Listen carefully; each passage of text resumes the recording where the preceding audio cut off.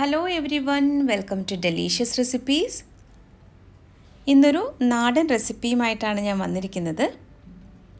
ഏത്തപ്പഴം പുളിശ്ശേരിയാണ് ഇന്നത്തെ നമ്മുടെ റെസിപ്പി. മാമ്പഴപ്പുളിശ്ശേരിയൊക്കെ ഇഷ്ടമുള്ളവർക്ക് ഇത് തീർച്ചയായും ഇഷ്ടമാകും. അപ്പോൾ ഇതെങ്ങനെയാണ് തയ്യാറാക്കുന്നതെന്ന് നോക്കാം. ഒരു പഴുത്ത ഏത്തപ്പഴമാണ് ഞാനിവിടെ എടുത്ത് വെച്ചിരിക്കുന്നത്. പഴുത്ത ഏത്തപ്പഴം എന്ന് പറയുമ്പോൾ തൊലിയൊക്കെ കറുത്ത് പോകുന്നത് വരെയുള്ള അത്രയും പഴുത്ത ഏത്തപ്പഴം ഇതിനു വേണ്ടി ഉപയോഗിക്കരുത്. ഇനി നമുക്കിത് തൊലിയൊക്കെ ഒന്ന് കളഞ്ഞ ശേഷം വളരെ ചെറുതായിട്ടൊന്ന് കട്ട് ചെയ്തെടുക്കാം. ഞാനിത് മൺചട്ടിയിലാണ് തയ്യാറാക്കുന്നത്.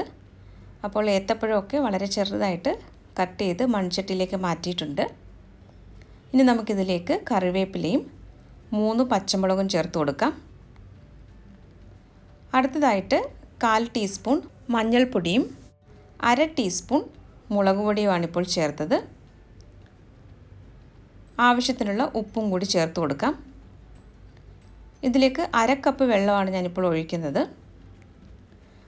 ഇത് നല്ലതുപോലെ ഒന്ന് മിക്സ് ചെയ്തെടുക്കാം. ഇനി നമുക്കിതൊന്ന് അടച്ചു വെച്ചിട്ട് വേവിച്ചെടുക്കണം. ഏത്തപ്പഴം വെന്ത് വരാനായിട്ട് അധികം സമയം എടുക്കില്ല. ഇതിപ്പോൾ വേവുന്ന സമയം കൊണ്ട് നമുക്ക് ഇതിനാവശ്യമായിട്ടുള്ള ഒരു അരപ്പ് തയ്യാറാക്കിയെടുക്കാം. 1/2 കപ്പ് തേങ്ങയാണ് ഞാൻ എടുത്തത്. ഇതിലേക്ക് 1/2 ടീസ്പൂൺ ജീരകമാണ് ഇപ്പോൾ ചേർത്തത്. ഇത് നമുക്ക് മിക്സിയുടെ ചെറിയ ജാറിലേക്ക് മാറ്റാം. വളരെ കുറച്ച് വെള്ളം ഒഴിച്ച് നല്ല ഫൈൻ പേസ്റ്റായിട്ട് ഇതൊന്ന് അരച്ചെടുക്കണം. ഞാനിപ്പോൾ ഇത് നന്നായിട്ട് അരച്ചെടുത്തിട്ടുണ്ട്. ഇത് നമുക്ക് മാറ്റി വയ്ക്കാം. ഇനി അടുത്തതായിട്ട് ഈ പുളിശ്ശേരിക്ക് ആവശ്യമായിട്ടുള്ളത് 1/2 ലിറ്റർ തൈരാണ്.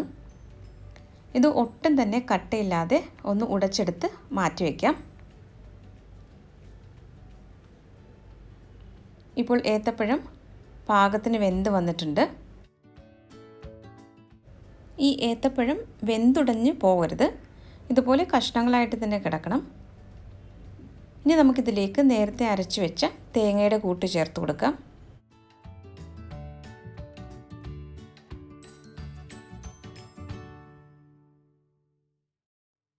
ഇത് നന്നായിട്ടൊന്ന് മിക്സ് ചെയ്തെടുക്കാം. ഇത് വളരെ എളുപ്പത്തിൽ തയ്യാറാക്കിയെടുക്കാൻ പറ്റുന്ന ഒരു പുളിശ്ശേരിയാണ്. ഞാൻ ഇതിനു മുമ്പ് മാമ്പഴപ്പുളിശ്ശേരിയുടെ റെസിപ്പി പോസ്റ്റ് ചെയ്തിട്ടുള്ളതാണ്. അപ്പോൾ അത് കണ്ടിട്ടില്ല എന്നുണ്ടെങ്കിൽ ആ വീഡിയോ ഒന്ന് കാണുക. ആ മിക്സിയുടെ ജാറിലേക്ക് കുറച്ച് വെള്ളം ഒന്ന് ഒഴിച്ച ശേഷം അതുകൂടി ഞാൻ ഇപ്പോൾ ഈ മൺചട്ടിയിലേക്ക് ചേർത്തിട്ടുണ്ട്. ഇനി അരപ്പിൻ്റെ പച്ചമണം മാറുന്നത് വരെ നന്നായിട്ടൊന്ന് ഇളക്കി കൊടുക്കാം. ഈ സമയത്ത് ഒരു ചെറിയ കഷ്ണം ശർക്കര ചേർത്ത് കൊടുക്കാം. ഞാനിപ്പോൾ ഈ ശർക്കര ഇവിടെ ചേർത്തിട്ടില്ല. ഏകദേശം ഒരു 1/2 ടീസ്പൂണിനെടുത്തിട്ട് ശർക്കര ചേർത്ത് കൊടുക്കാം. അരപ്പിൻ്റെ പച്ചമണം മാറിക്കഴിഞ്ഞപ്പോൾ തൈര് ചേർത്തിട്ടുണ്ട്. ഇനി ഇത് നന്നായിട്ടൊന്ന് മിക്സ് ചെയ്തെടുക്കണം. തൈര് ചേർക്കുന്ന സമയത്ത് ഫ്ലെയിം ഏറ്റവും കുറച്ച് വയ്ക്കാനായിട്ട് ശ്രദ്ധിക്കണം. തൈര് ചേർത്ത് കഴിഞ്ഞാൽ ഇതിന് തിളപ്പിക്കരുത്. ചെറുതായിട്ടൊന്ന് ചൂടാക്കി എടുത്താൽ മാത്രം മതി. ഈ സമയത്ത് ഉപ്പ് പാകമാണോ എന്ന് നോക്കുക. കുറവാണെങ്കിൽ അല്പം കൂടി ചേർത്ത് കൊടുക്കാം. തൈര് ചേർത്ത ശേഷം നല്ലതുപോലെ ഞാൻ മിക്സ് ചെയ്തെടുത്തിട്ടുണ്ട്. ഇതിപ്പോൾ ചൂടായിട്ട് വന്നിട്ടുണ്ട്. നമുക്കിനി ഫ്ലെയിം ഓഫ് ചെയ്തിട്ട് ഇത് അടുപ്പിൽ നിന്ന് മാറ്റി വയ്ക്കാം. കടുക് താളിച്ച് ചേർക്കാൻ വേണ്ടി കുറച്ച് വെളിച്ചെണ്ണ ചൂടാക്കാൻ വെച്ചിട്ടുണ്ടായിരുന്നു.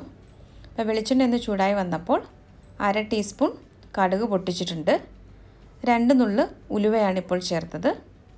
ഇനി ഇതിലേക്ക് കുറച്ച് കറിവേപ്പിലയും 3 ഉണക്കമുളകും കൂടി ചേർത്തിട്ട് നന്നായിട്ടൊന്ന് മൂപ്പിച്ചെടുക്കാം.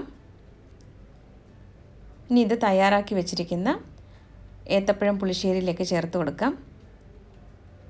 അങ്ങനെ നല്ല രുചികരമായിട്ടുള്ള ഏത്തപ്പഴം പുളിശ്ശേരി ഇവിടെ റെഡി ആയിട്ടുണ്ട്. ചോറിൻ്റെ കൂടെയൊക്കെ കഴിക്കാൻ പറ്റിയ നല്ലൊരു കറിയാണിത്. അപ്പോൾ ഇതുവരെയും ഇത് ട്രൈ ചെയ്ത് നോക്കിയിട്ടില്ലാത്തവർ തീർച്ചയായും ഇതൊന്ന് ട്രൈ ചെയ്ത് നോക്കണം. അപ്പോൾ മറ്റൊരു നല്ല റെസിപ്പിയുമായിട്ട് വീണ്ടും വരാം. താങ്ക്